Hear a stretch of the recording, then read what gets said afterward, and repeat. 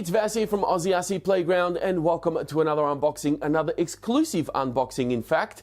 This one is for a new ARRMA vehicle called the FAZON. Now the FAZON is based on the ARRMA Nero platform, so it's essentially the same chassis, but of course it has a few differences, such as new body that you see here, new wheels and tyres, and there's even a couple of new additional upgrades that I've sort of checked out already, and I'll be showing you those very, very soon.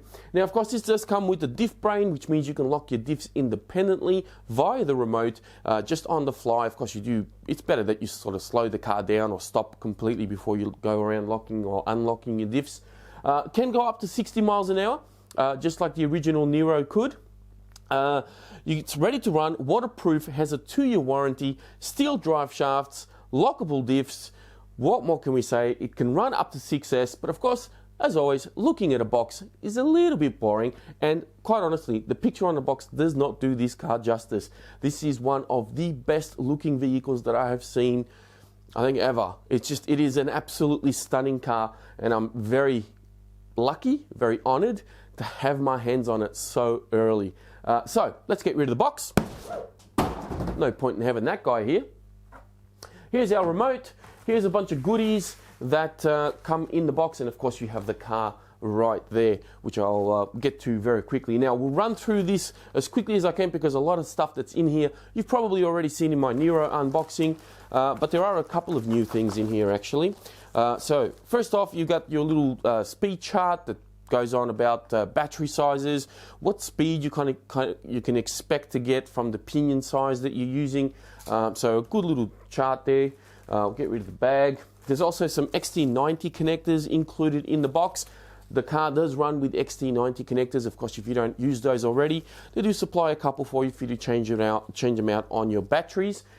Because of course, if you're going to be using Deans or anything like an XT60 even, you're really going to struggle to deliver the amps that the car requires, and you're going to find that top speed may not be achievable, your connectors might get a bit too hot, and you possibly create a lot of resistance in your power system, which again will kind of draw up the amps, and your batteries will get a little bit warm. Everything just works backwards. So make sure you use good quality connectors. Even if you don't use the XT90s that they supply, make sure that you have some good ones. There's an additional skid plate that you can swap out from underneath the car. I've got this one mounted on my original Nero, which is standing right over there behind me. So I don't know if I'm going to be using it on this particular car, and I'll explain to you why in just a few minutes. We have the optional pinion gear, which is a 17 tooth. From memory, if I'm not wrong, I think the car comes standard with a 15 tooth pinion gear. We also have a spare little bumper for the rear, and the reason for that is because the car comes with a wheelie bar already pre-mounted. Now I think ARRMA might be watching my videos, because one of my complaints is with the original Nero was that, well, it has a wheelie mode but there's no wheelie bar. So glad to see that they've actually included one in this car. Big thumbs up from me there. Toolkit to remove your wheels. There's also some Allen keys in here, so if you don't already have a set of tools, they supply pretty much everything you need right in the box. Spare bag of plastics.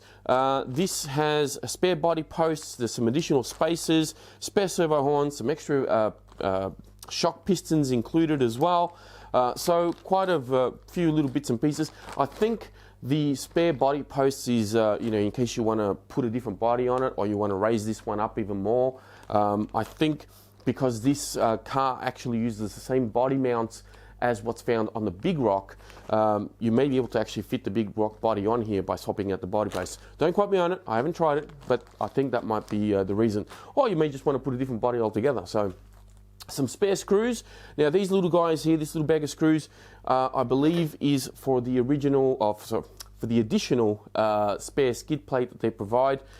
This is, of course, if you have old diffs locked and you want to be sort of doing a little bit of rock crawling and so forth. This one is very smooth underneath, and it won't get snagged on the rocks and so on. So they give you the extra screws because there's a few additional holes for you to bolt that guy on.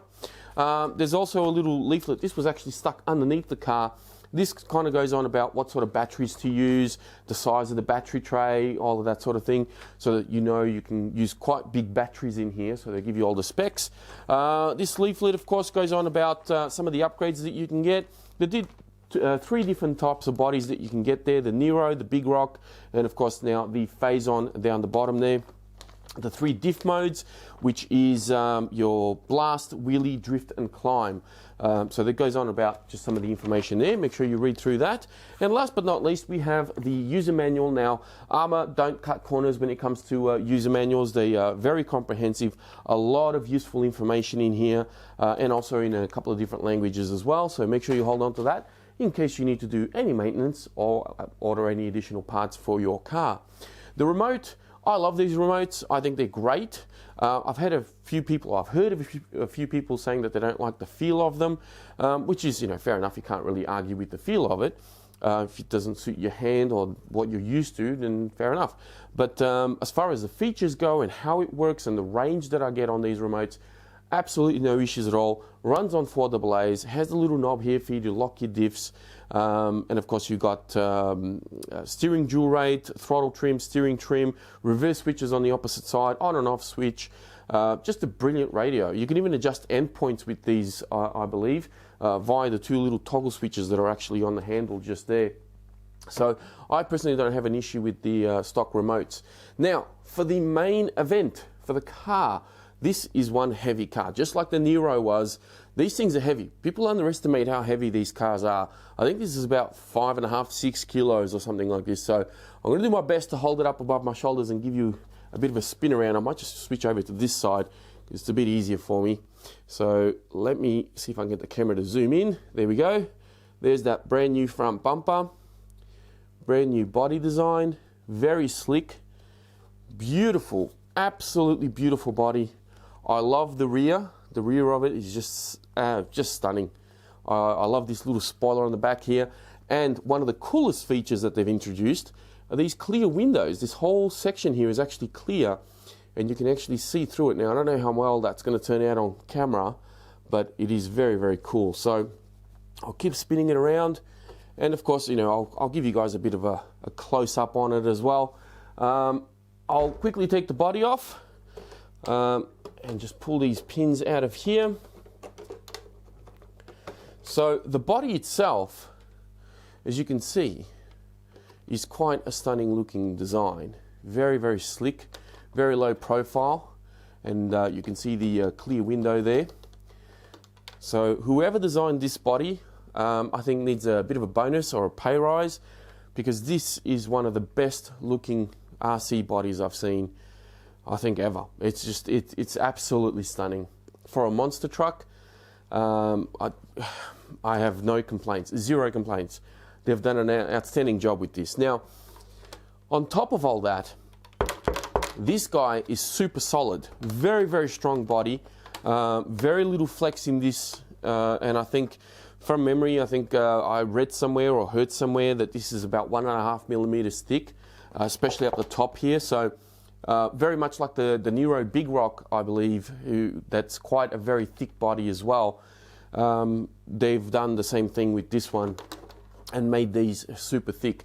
The only one that is not thick at the moment is the Nero, but I'm hoping that they do this sort of setup on the Nero as well and give that one a really nice thick body, because the stock bodies on that are way too thin for the weight of the truck, and a couple of upside down landings or a couple of scrapes on the ground with the weight of the vehicle, it just wrecks very, very easily. So this is a definite step up, and very well done to ARRMA for introducing some thicker, more durable bodies on these vehicles. Now, I'll bring the chassis up, but most of you have probably already seen this design.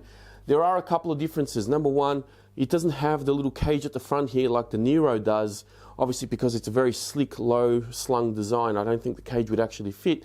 But not just that, the front body mounts are completely different, and of course so is the rear. So I believe that the body mounts that they're using on this particular car are the same as what they're using on the Big Rock, which is why I think that the extended body posts that, or the longer body posts that are included in the packet, kind of allows you to put a different body on here and sort of play around with different styles of body, whether it's from the ARRMA range or something else, so that you're not limited to the type of bodies that you can use on these vehicles. Now, I'm going to work my way from the outside in. We're going to start with these wheels and tyres. Can I just say, An absolutely stunning design once again on the wheels and the tyres on this. Now, the only thing that worries me a little bit is how these tyres are going to perform on certain surfaces. Now, that being said, you have to look at the type of vehicle that this is kind of aimed for. This is more of a slick design. It doesn't have that big kind of monster truck feel to it. This is more of a street racer, more something that you'd sort of take out to the open paddocks and really open it up and just tear up your backyard or, you know, paddock somewhere. That's really what this is designed for. You can take some jumps, of course, but I think the tyres might be okay in some surfaces. They may not be okay in others. Having said that, I have been proven wrong in the past. For example, the Kraton that you see back there has a slightly similar tyre design to this. You know, it's more like that sort of V-shaped directional tyre design. And that actually works really, really well on the gravel. I have had no reason to change out those tyres. Those tyres on the Kraton are brilliant on a variety of different surfaces. I'm hoping that these perform equally as good so that I don't have to swap them out. That's my hope at this stage. Of course, you've got the ARRMA BLX 200 ESC. Just something to keep in mind as well with the ESCs. Mine was actually unglued out of the box, like it wasn't stuck on the actual chassis. Now I have sort of addressed that issue with ARRMA, and they tell me that they're going to look into it, so it's possible that they may be using the wrong type of tape at the moment. I don't know, but at the end of the day, if you find that the ESC is unglued, just get yourself some nice 3M tape, peel off the existing one and stick it down so that it doesn't come off. They have done away with the original mounting plate that they had here for the ESC, which was actually quite soft and flexible. So it's actually mounting straight onto the top of the shock towers. And I know it sounds weird saying that, but the shock towers are kind of buried inside the chassis because this uses lay-down shocks. So just keep that in mind because, yeah, the tape that they're using currently is probably not the greatest. Now, the improvements that they've made on this car over the original Nero that I have, which is that guy over there. First and foremost, these plastic rods that you see right here, so these little guys right here, these are actually thicker than the original, as are the shock rod ends. So these guys here, both of those components have been beefed up. The ones on the counterlever rods, they are about a millimeter thicker than the original Nero ones. And that's a good thing because if you guys remember, I broke one or two of these.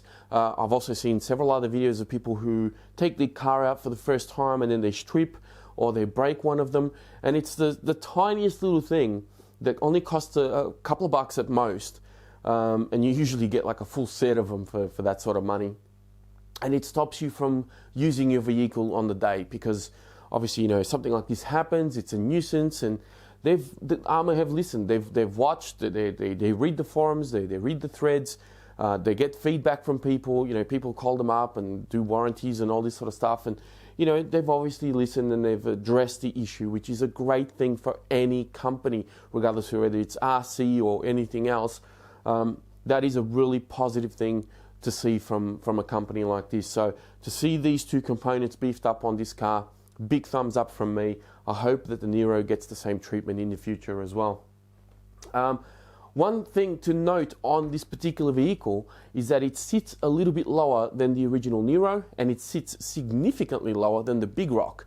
Now, a friend of mine's actually got the Big Rock. He's left it here for me to unbox for you guys, which you'll see on the channel very soon. So I've actually had both vehicles side by side, and this is like a sports car compared to the Big Rock. The Big Rock is this big towering monstrosity of a truck, whilst this is a very slick design, and it actually makes this car look small, even though it's using the exact same chassis.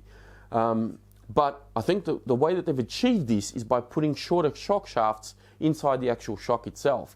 So this is another reason to sort of take into account the type of vehicle that it is and what sort of demographic you're going to be looking for. Now, if you are a bit of a speed freak, you like to go fast, you like to not jump so much, maybe just take it out on the odd paddock bash here and there, this is probably a really good option for you. The Nero is a bit more of a jack of all trades, whilst this is more specific to kind of keep the car you know, on all fours most of the time, as opposed to going out on big jumps and doing backflips and things like that. Which leads me to explain why I don't think I'm going to use, if I can get it here, I don't think I'm going to use this one on this particular car. I've got it mounted on my Nero, and the reason for that is because this plate, being slicker, doesn't have these big vents underneath here that you see. And one thing I found when I was jumping the Nero and these were hitting the ground, these actually got wrecked. So these big vents here, they actually started to crack a little bit. They really started to get see some damage, and I didn't like that. So I swapped it out to the flat plate, which is really more of a crawler application. So it's supposed to be slick. So if you're doing some rock crawling or something, this is designed so it doesn't get snagged. But if you're doing some jumps as well, that's actually pretty useful to have, because you're less likely to get the car caught on, you know, grass and debris and all that sort of gets shoveled up by those big vents underneath the car. So I'm probably going to leave this one as it is, because I'm not going to be jumping this one the same way that I did the Nero. I know that some of you may be a little bit disappointed with that, but I'm not going to abuse this car the same way I did that one. The car has already, well, this platform rather, has already proven itself to me. I've done everything that I can possibly do to that car, and it took a horrific crash to really cause it some significant damage. And I'm not going to do that to this one. I love the look of it too much. I'm still going to take it out to the BMX track, but don't expect me to really push it to the limit just like I did the original Nero. That's not going to happen at this stage. So that's what this car is for. That's what I'm going to be using it for, is just to kind of, you know, be a little bit more of a speed machine, and just sort of some really sort of flat terrain paddock bashing and a few little jumps here and there. Nothing too out of this world like I did the original car. Of course, it uses XT90 connectors, as I said. You've got a cap pack already mounted on here for your ESC. It also uses a slipper clutch. It has a huge motor on here, which is a 4075 4-pole 2000 kV motor. And of course, it's matched up to 150 amp ESC, which is the BLX 200, which is kind of like a rebranded Hobbywing Max 8 ESC. Steel drive shafts all the way through the entire drive line. Side-mounted battery trays. One other thing I'm going to touch on very quickly in regards to the battery trays is just that, you know, of course, you've got the little push button which releases the battery tray from underneath, and that's a really cool feature. But one thing I have found with my Nero is that over time, the plastic catch here kind of fatigues, the plastic wears out, and eventually these battery trays will start to open up. And that's one thing that I found with my original Nero. I hope that in the future, ARRMA kind of redesigns this a little bit, both of these battery trays, and kind of stops that from happening as you continue to use the car and so forth, because the trays themselves are actually quite big, which means you're going to be able to put a lot of big batteries in here, and big batteries weigh quite a fair bit. So you come down off a jump, all that pressure, all that force is going to push down on the battery tray, and eventually, you know, they'll start to open up. So that's one thing you really need to watch out for.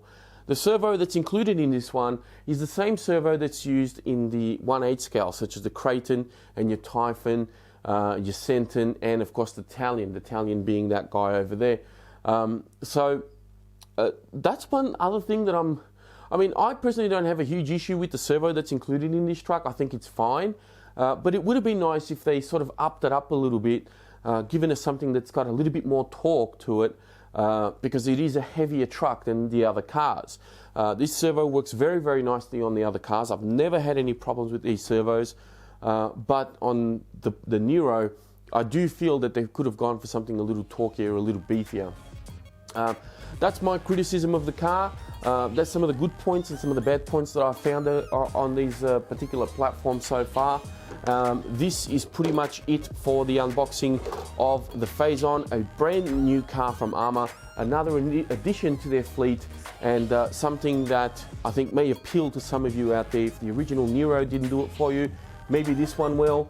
You know, if the Big Rock still wasn't right up your alley, maybe this one is. So who knows? So that is pretty much it for this unboxing. Please be sure to check out the video description for more information on the Fazon. I'll also have a link in there to my Facebook page, so you can go give that a like if you want. I'll also have links in there to my original running videos of the Nero, so if you haven't seen them before, you can go check them out. Or if you have seen them, you can go and see them again, I suppose, just to get a bit of a refresher so that you can compare it against the running videos that I'll be posting up on the Fazon. But that is pretty much it from me. Thank you all very much for watching. Please be sure to hit the like button before you go. If you're new here, don't forget to subscribe. I've got plenty more videos coming up in the future with all the cars that you see behind me, as well as the Fazon. That's it from me. Thank you again, and I'll speak to you next time.